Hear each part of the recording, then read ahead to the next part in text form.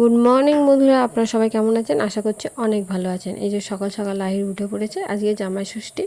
চলুন তাহলে আজকে দিনটা শুরু করা যাক। এই যে সিঁড়িতে ড্রয়িংগুলো দেখছেন আর ওদিকে ঠাকুরের ইয়েতেও দেখলেন, ওগুলো কিন্তু আমি নিজে হাতে ড্রয়িং করেছি। কেমন লাগলো সেটা অবশ্যই কমেন্ট করে জানাবেন। ওদিকে আহিরকে একটুখানি কমপ্ল্যান আর বিস্কুট খাইয়ে দিয়েছি। আজকে ওইদিকে আহিরের পাপাও চলে এসছে, আজকে জামাই ষষ্ঠী, তাই জন্য আহিরের পাপাও তাড়াতাড়িই চলে এসছে। চলুন তাহলে আহিরের পাপাকে আর আহিরকে একটু খেতে দিয়ে দিই। এই যে আহিরের পাপাকে দিয়ে দিয়েছি সকালবেলা।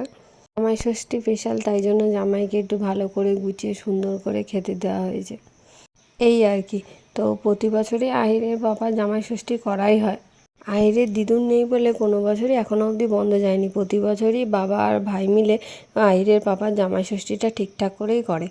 তো চলুন ওদিকে আহির আর আহিরের পাপা খেয়ে নিক, আর আমি এদিকে কিছু রান্না বাকি আছে করে নিই। তো আমি এখন একটু দই কাতলা বানাবো, তাই জন্য ভালো করে কড়াইতে তেলটা গরম করে নিচ্ছি।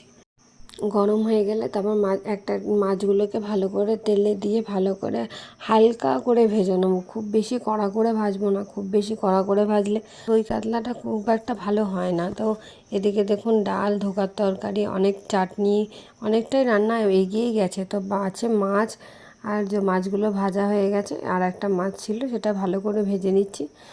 এই যে তেলে গোটা গরম মশলা দিয়ে দিয়েছি, আর ওদিকে ভালো করে পেঁয়াজও বেটে নিয়েছিলাম। পেঁয়াজ বাটাটা দিয়ে ভালো করে লাল লাল করে একটুখানি ভেজে নেবো। আর ওদিকে মিক্সিতে একটু মৌরি, সামান্য পরিমাণে মৌরি আর পোস্ত ভালো করে দিয়ে মিক্সিতে বেটে নেবো। আর ওদিকে পেঁয়াজটাও প্রায় লাল লাল করে ভাজা হয়ে গেছে, তাই ওই পোস্ত বাটাটা ভালো করে ঢেলে দিলাম। তারপরে ভালো করে নেড়ে চেড়ে এই যে দইটাও দিয়ে দিচ্ছি। প্রথমে দইটা অল্প করে জল দিয়ে ভালো করে ফেটিয়ে রেখে দিয়েছিলাম, তারপরে ভালো করে দিয়ে এই যে যখন দেখছি ফুটে গেছে তখন মাছগুলো দিয়ে দিলাম। দিয়ে ভালো করে ওগুলোকে চুবিয়ে নিয়ে তারপরে হালকা আছে তারপর ঢেকে রেখেছিলাম। তারপরে এই যে দেখছেন এটা প্রায় হয়েই গেছে, এবার একটা একটা করে নামিয়ে নিচ্ছি। তো আর মাংস নামিয়ে নেওয়া হয়ে গেছে। ওদিকে একটু ডালের সাথে আলু ভাজা আর একটু পটল ভাজা, আর ওদিকে আহিরকে দিয়ে দিলাম একটু পেয়ারা কেটে খেতে। অমনি সিঁড়িতে গিয়ে উঠে বসে বসে পেয়ারা খাচ্ছে দেখি। চলুন তাহলে ওদিকে খাক, আমি এদিকে পটল চিংড়িটা করে নিই। তো পটলগুলো আর আলু কটা ভালো করে কেটে নিয়েছি, পটলটা ভালো করে ভেজে নিচ্ছি। আর ওদিকে বসিয়ে দিয়েছি ভাত, আর এদিকে মশলাটাও করে নিলাম। অনেকটা বেলা হয়ে গেছে, তাই স্যালাডগুলো ভালো করে এখানে ছাড়িয়ে রেখে দিয়েছি।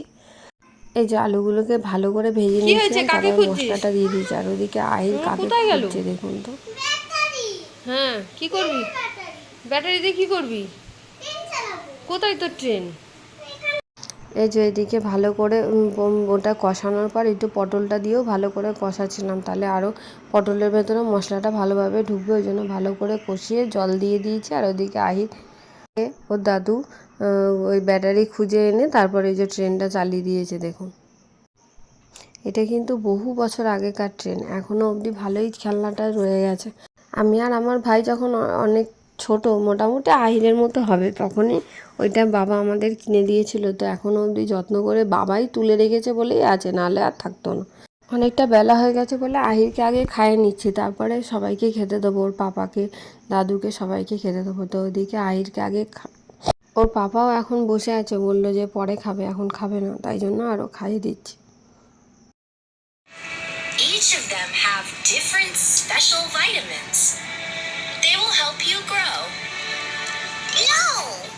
I'll only eat the carrots and the potatoes. Choo-choo's mother and এদিকে আহির ফোন দেখছে আর খাচ্ছে, আর এই যে এদিকে আমি ওর পাপাকেও খেতে দিয়ে দিয়েছি।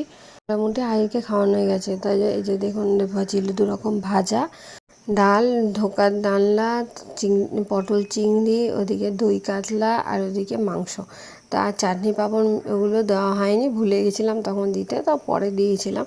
মিষ্টি আর সন্দেশটা ওদিকে বিকেলবেলা খাবে বললো। আর এদিকে আহিরের খাওয়া হয়ে গেছে, ওখানে বসে বসে প্যান্ডেল হচ্ছে, ওটাই দেখছে। আমাদের বাড়িতে যে প্যান্ডেল হচ্ছে কেন, কিসের জন্য, নেক্সট ব্লগে বলবো। তো ওদিকে বিকেল হয়ে গেছে, ঘুম থেকে উঠে পড়েছে। ঘুম থেকে উঠে আবার একটা পেয়ারা কেটে দিয়েছি, আবার ওইটাই বসে বসে ওখানে খাচ্ছে।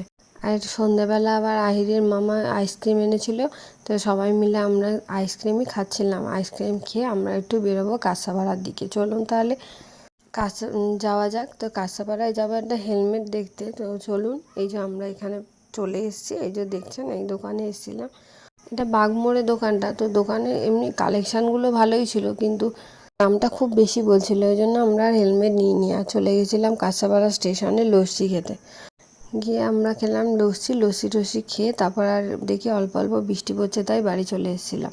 বাড়িতে এসে দেখি ও বাবা, এদিকে তো কোনো বৃষ্টিই পড়ছে না। তাই ওর মামারা বললো চলো তাহলে আজকে রাত্রিবেলা যাই গিয়ে রেস্টুরেন্টে খাওয়া দাওয়া করে আসি। সেই জন্য আবার আমরা চলে এসেছি এদিকে নৈহাটিতে এই রেস্টুরেন্টটা নতুন খুলেছে, এটা নাকি খুব ভালো, খুব সুন্দর। তাই আমরা সবাই চলে এসেছি। এই যে লিফটে উঠে পড়েছি, যাচ্ছি এখন ওপরে। এটা 3 তলায় রেস্টুরেন্টটার নিচে। এই রেস্টুরেন্টটা হচ্ছে নৈহাটিতে ঠিক স্টেশনের কাছে, এটা না কলকাতা বাজার আছে তার পাশে এই রেস্টুরেন্টটা 3 তলায়। তো চলুন তাহলে আমরা এই যে চলে এসেছি।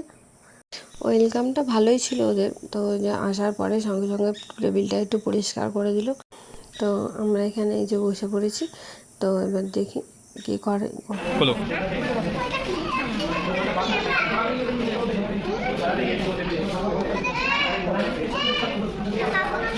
হ্যাঁ